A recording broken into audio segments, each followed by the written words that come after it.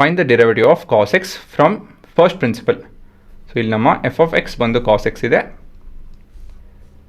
ಇಲ್ಲಿ ನಾವು first principle ಉಪಯೋಗಿಸ್ತೀವಿ.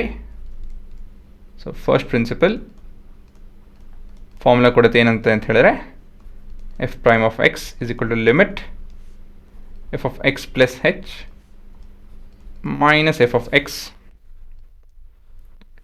entire expression divided by h as h tends towards 0.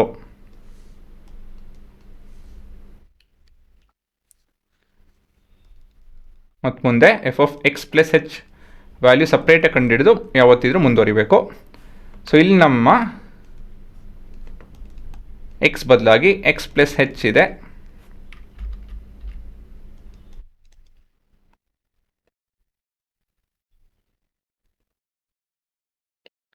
ಹಾಗಾಗಿ ಇಲ್ಲಿ ಎಕ್ಸ್ಪ್ಯಾಂಡ್ ಮಾಡ್ತು ಅಂತ ಹೇಳಿದ್ರೆ cos A into cos B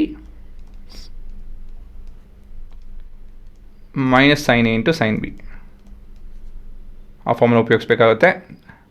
so ಇದನ್ನು ನಾವು ಕೊನೆಯದಾಗಿ ಇಲ್ಲಿ ಸಬ್ಸ್ಟಿಟ್ಯೂಟ್ ಮಾಡ್ತು ಅಂತ ಹೇಳಿದ್ರೆ f prime of x is equal to limit h tending towards 0. So ಇಲ್ಲಿ cos of x into cos of h minus sine of x into sine of h minus f of x cos of x entire expression divide by h. ಸರಿನಾ? So ಇದು simplification ಅಂತ ಹೇಳಿದ್ರೆ ಇವಾಗ first term ಮತ್ತು last ಟರ್ಮಲ್ಲಿ cos x common ಇದೆ ಅಂತ ಹೊರಗಡೆ ತೆಕ್ಕೊಳ್ಳೋಣ. So ಏನು ಮಿಕ್ಕೊಳ್ಳುತ್ತೆ? ಕಾಸ್ ಆಫ್ ಹೆಚ್ ಮೈನಸ್ 1 ಇದು ಮಿಕ್ಕೊಳ್ಳುತ್ತೆ ಅಲ್ವಾ? This entire thing divide by h. ಸರಿನಾ? ನೆಕ್ಸ್ಟು ಇದೊಂದು ಟರ್ಮ್ ಇದೆ minus limit of sine of x into sine of H divide by H as H tense towards 0. ಆಯಿತಾ? ಸೊ ಇಲ್ಲಿ ಇವಾಗ ಕಾಸ್ ಆಫ್ ಎಕ್ಸು ಇದರಲ್ಲಿ ಏನೂ ಎಫೆಕ್ಟ್ ಆಗೋಲ್ಲ, ಯಾಕಂದರೆ h is tending towards 0. So cos of x is independent of h. So ಅದಕ್ಕೋಸ್ಕರ ಇದು ಹೊರಗಡೆ ತೆಕ್ಕೊತಾ ಇದೀನಿ. ಸರಿನಾ? ಮೈನಸ್ ಇಲ್ಲಿ ತಿರ್ಗಾ ಸೈನ್ ಆಫ್ ಎಕ್ಸ್ ಹೊರಗಡೆ ತೆಕ್ಕೊಬೋದು. Limit h tending towards 0 sine of h by h. ಸರಿನಾ? ಸೊ ಇಲ್ಲೇನು ನೋಡ್ತಾ ಇದ್ದೀವಿ ಅಂತ ಹೇಳಿದ್ರೆ ಇಲ್ಲಿ ನಮ್ಮ ಹತ್ರ 3 ಟರ್ಮ್ ಇತ್ತು.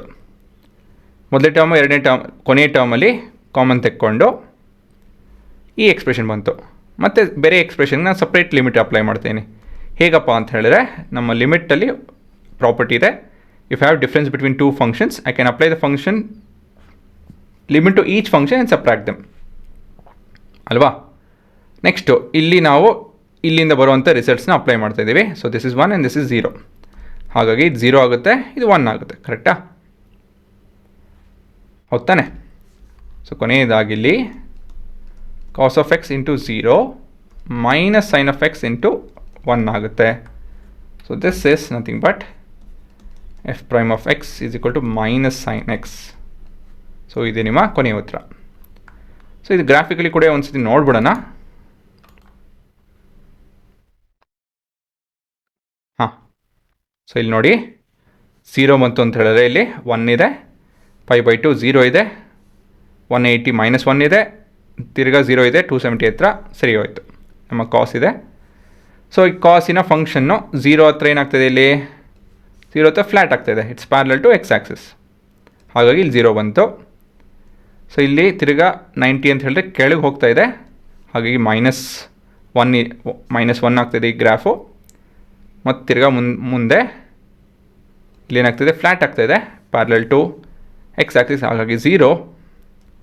ಸೊ ಇಲ್ಲಿ ತಿರ್ಗಾ ಹೆಚ್ಚಾಗ್ತಾಯಿದೆ with a slope of 1. So ಇದಕ್ಕೆ ಇಲ್ಲಿ 1. ಸೊ ಈ ರೀತಿಯಲ್ಲಿ ಮುಂದುವರಿತಾ ಇದೆ ಅಲ್ವಾ? ಸೊ ಇದನ್ನು ಸ್ವಲ್ಪ ಕಾಪಿ ಮಾಡ್ಕೊಂಡು ಅನಲೈಸ್ ಮಾಡ್ತು ಅಂತ ಹೇಳಿದ್ರೆ